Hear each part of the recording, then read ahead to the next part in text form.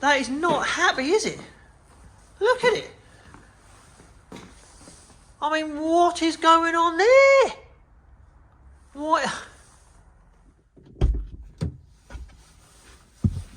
God, it's cold. Here we are, people. I've got to be quiet. Everyone's still asleep. Oh. Let's get underway. I'll speak to you in a bit. Oh, I still feel like I've got to be quiet. Right, we're off, people. Back down my road again for another adventure. The sun hasn't come up yet. It's still pretty dark, and I know my phone doesn't perform very well, like in anything apart from perfect light. So we'll get on the journey a little bit. We'll get some fuel, and then we'll come back and we'll have a chat and we'll see what's going on.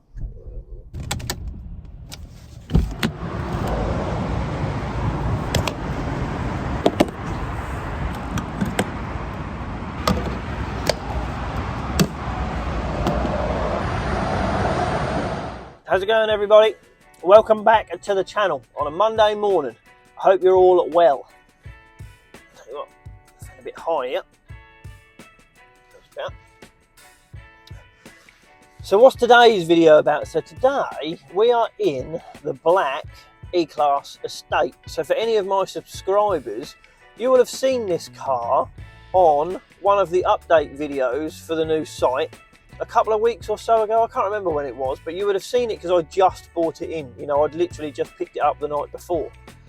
And I was very pleased with it. I bought it from a local lady that literally lives around the corner from me. And I knew she had this car. I knew she had this car about 2 years ago. And I knew she was going to sell it at some point because she told me she was going to sell it. And when she sold it, was I going to be interested in buying it? Now, 100% I was. Everything is right about this car. The colour, you know, everything's right about it. The service history, the mileage, she's pretty much had it from brand new. The spec of the car, it's a lovely car. And she's a lovely lady, and the car never wanted for anything. Any sniffs of anything wrong with the car or servicing, or she got everything done when it should be done. Majority through Mercedes-Benz, and then independent after when she stopped going to the Mercedes-Benz. It's a lovely car. However, and there is a however, there's always a however. When I bought the car, I drove it from her house back to the site, parked it outside, and I reckon it probably stayed there for 4 or 5 days whilst I was doing everything else. I didn't get onto this. I knew I couldn't get onto this. So it stayed there for about 4 or 5 days. Everything was fine. No problem at all. Obviously, I wasn't using the car. It just sat there. And I'll tell you what, if I put this little clip on here now of that little part of that video, you'll see it sitting there. No dramas, sat there for about 4 or 5 days, no problem. Then I started it up, moved it in the workshop to start preparing it, obviously gave it a wash, decontaminated everything, took it into the workshop, and then started to prepare the car. Now, I can't remember whether this was on a Thursday or Friday or whatever, but the car was then in the workshop at the weekend. And then Sunday, we had a load of dance shows for our 2 girls. We've got 2 daughters. Sunday, we had a dance show. And on the way back from one of Mia's dance shows, I had to get something from work. And this is what I found when I went there. Do you know what? I've got to quickly record this. It's Sunday night, very dark outside. And I've just come back to pick something up on the way back from a little dance competition thing. And I've been preparing the E Class estate, and look at it. I've literally just come in here. I mean, you've seen it on a video before. I've just come in. That is not happy, is it? Look at it. I mean, what is going on there? What is going on? That is not a happy chappy. Look how low it is. Oh, for God's sake. That's way lower on the near side, isn't it? Oh, let me see. I really hope that's going to go up.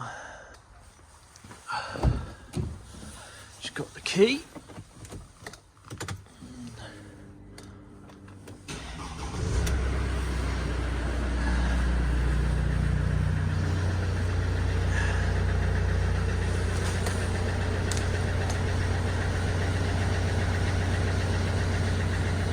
Up it goes, look.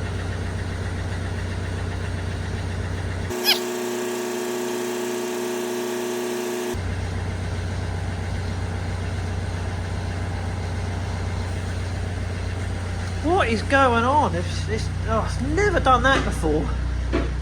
You've seen... Oh. That's the joys of the cars. Do you know what? We're gonna have to look into this a bit further now, because I mean, so this is now what this video is about, because I mean, it just makes it clearly this car has got something wrong with it. And for those of you that don't know, these E-Class estates, these 212 E-Class estates, they've got normal McPherson struts on the front, they've got air suspension on the back, and yes, you know, the air suspension, it's air suspension. It will have the ability to have a fault that a normal McPherson strut and spring won't, because they're air. If they get a leak, they'll go down. And it looks like that's exactly what's happened with this. But the sort of reason for this video is almost like, did the person that owned this car know it had this fault, and it was just one thing after another that she thought, shall I get rid of it now because of that? Now, I'll tell you what, in this particular scenario, I don't believe that is the truth at all. She was a lovely lady. If she knew it had this fault, she'd have got it fixed. She's got her own guy that looks after all of her stuff now. She'd have phoned him up and she would have got it. Now, I genuinely believe in this case that is the case. I don't think she knew, and if she did know, she'd have told me. But it does make you think, when you buy a car from people, it seems like almost every time there is something wrong with the car. Now, I know that sounds like a spoilt, like expecting, I mean, this is like an 11-year-old car, done 73. Expecting there to be nothing wrong with a car of this age, that's a bit of a tall ask. But, you know, you do your checks when you look around it before you buy it. You look at the history, you do everything you can do as far as you're concerned. You know, there's nothing wrong with the car. And then this happens, and it happens a lot, all the time. And it does make you think, did they know about that? And they've just traded it in. And you know what? Most of the time, if you think about it, they probably did. And that might be why they traded it in. And us car dealers, we all find ourselves complaining about it, going, oh, they knew about that. Why didn't they tell me this? I mean, it's just human nature, isn't it? You know, it's normal. If we've done our job right and bought the car at a price where it will have a bit of leeway in the margin of profit to fix some stuff, then that's on us. But the problem is, when you get a lovely car and you see it and you think, oh, that is a lovely car, I could really do with that, you end up paying more for the car because you think there's nothing wrong with it. And then so I started looking into this one. Now, I've never done an they've got 2 air suspension bellows, they've got a pressure relief valve on the back, obviously they've got the compressor and the air lines. There are a few things that could be wrong with this. But so it was Sunday night when I saw that, started it up, pumped it up, the next day it was still up. But during the week, it kept going down, and it started going down more often and in less time. It's got to a point now, within a week, where if you start it up and it pumps itself up, it goes down within about 4 hours. And when it's down, sitting on its butt, it don't look very happy, does it? So I actually spoke to, I mean, a good few years ago, I sold an Audi Q7, which has got air suspension, and that developed a fault with it. And I spoke to a certain company called On Air Suspension Limited, and they're about an hour and a half away from me. Now, if you've got a company called On Air Suspension, you better know what you're doing when it comes to air suspension, shouldn't you? And I phoned them up about this Q7. They never got the car because they were too far away, but they were very helpful. They never got any of my money, but they were still quite happy to give me their time and their expertise over the phone. They were really helpful. So when this happened, I sort of worked out what I should do. And it's really down to me rolling around on my back for hours on a jack, trying to look around, trying to squirt things with squirty water to see if there's any air leaks in the back of it, when in reality, 90% of it, probability is that it's going to be an air bellow. the near side one is the one that's going down. It's not both sides, so it's probably not anything to do with a pressure relief valve or anything that would do both things at the same time. So I thought, I rung these guys up again, and they said they'd had a cancellation, and they could fit me a new air spring for less than what a genuine one will cost me to buy. And the one that they're going to be fitting is an R-knot bag, and in reality, them R-knot bags are probably the best OE quality, non-OE ones you can buy. You know, they're not fitting some £90 eBay job. So that's where we're going now.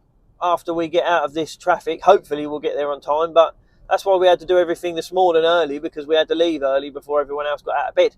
And it's, I mean, this is what this looked like this morning. So I drove this car last night at about 8 o'clock, and this morning, when I came out the front door, this is what it looked like.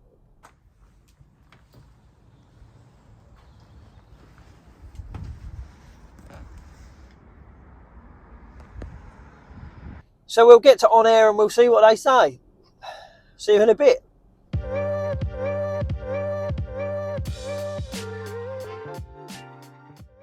Tell you what, you can tell you're at an air suspension place.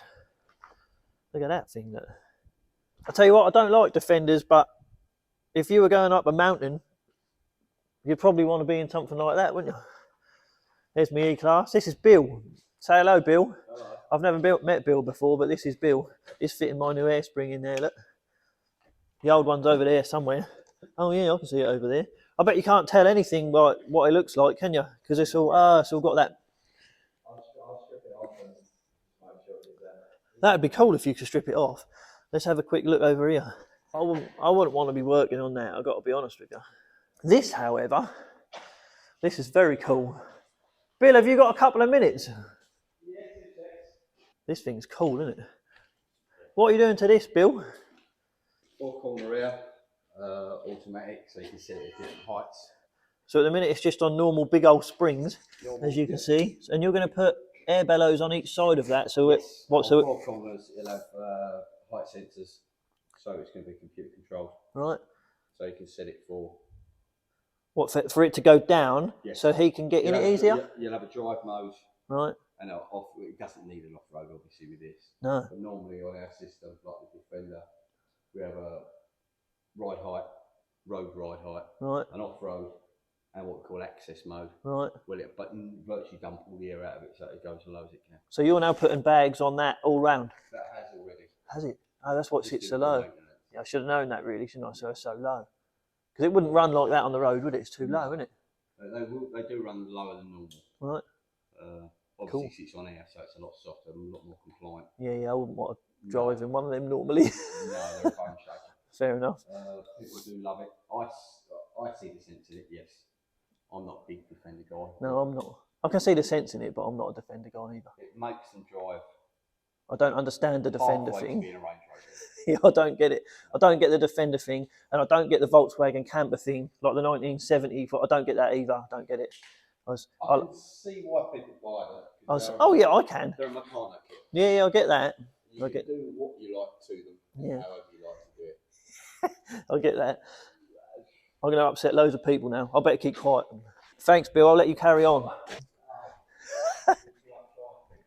Oh no. I tell you what, if you do take that case off, Bill, I'd be interested to see what's inside there. Yeah, we'll put it on. I'll put it on the press there where we put a load on it. Oh, nice. Yeah. Cool. Because we load test stuff to do with load curves about, say like the Defender at different heights. Right. It would have different. It's like the load curve of a spring. It's like an adjustable spring. Okay. Because we have shaped pistons at the bottom. Right. We can make it different, ride differently. Right. You'll have a lot more sports or more softer. Right. Depending on the shape of the pistons. We show you the pistons. Nice. Yeah. Right, so here's the old casing to my old bellow. And there's the bellow in. Oh, it's nice and shiny, isn't it? It's because you've wet it, isn't it? Yeah, it's quite. It does keep it clean, but I suppose after a while, it's gonna. Oh, I can see it leaking now. That only sits around there. Right. Rolls over. So is that like on the join between that? Yes. Okay. That's obviously just a sleeve. And that's all it takes. See, I was expecting this to almost have gone porous. They do perish. Oh, do they? Yeah. But that, I mean, because this is going down now in overnight. Yeah. So that's quite a lot of air, isn't it? How they normally sit. That's good. I like that. That makes me feel better. A lot better, actually. They sit like if it roll over.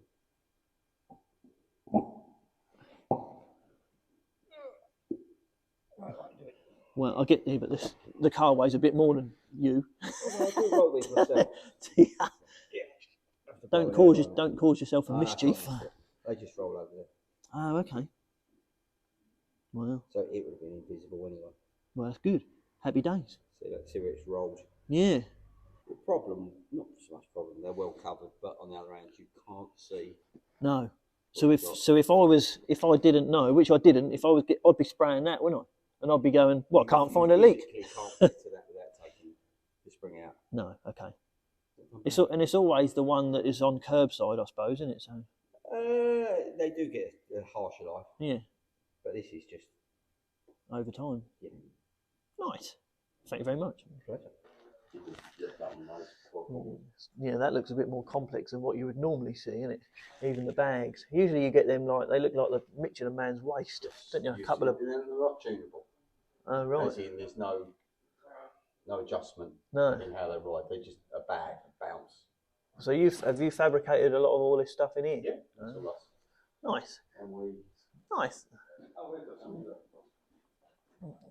differently. What are these? That's Dan. Say hello, Dan. Hello. I don't know what these are, but they look. Do you know on your Mercedes where it rolled over? Yeah. Oh wow. Okay. What are they made out of?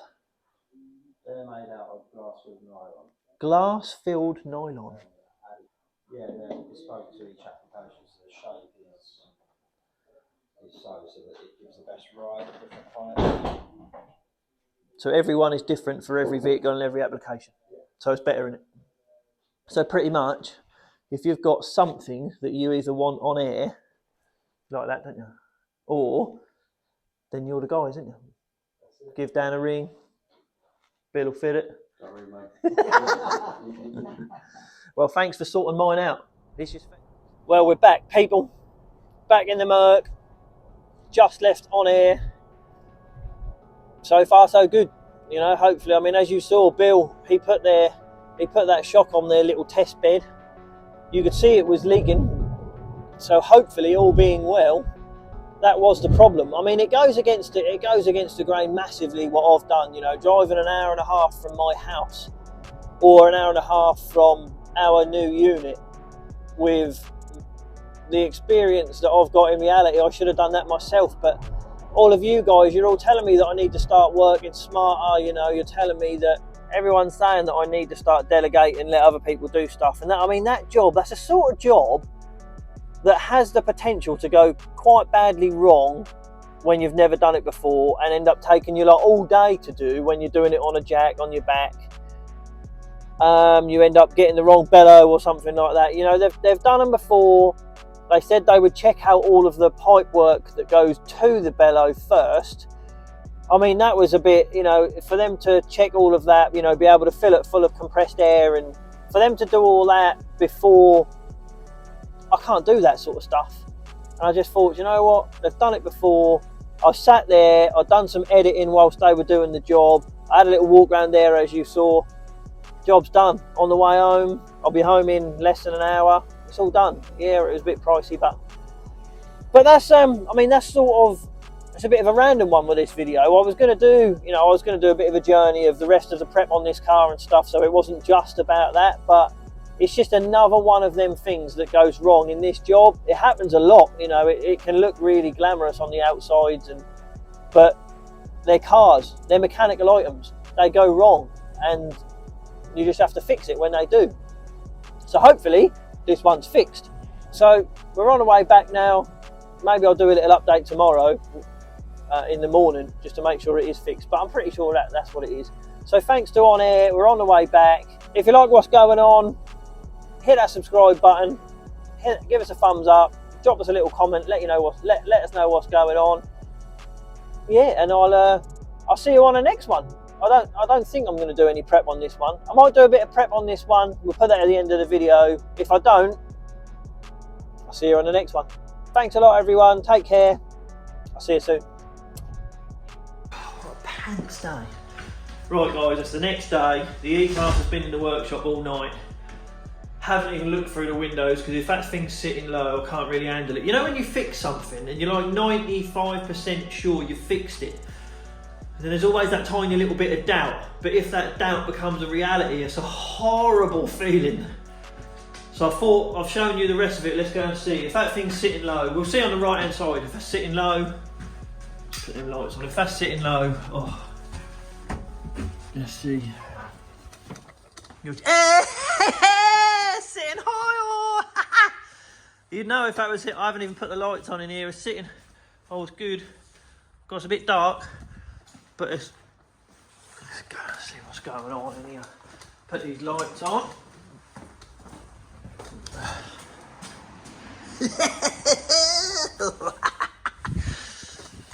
It's all good, people. Thanks for watching. See you on the next one.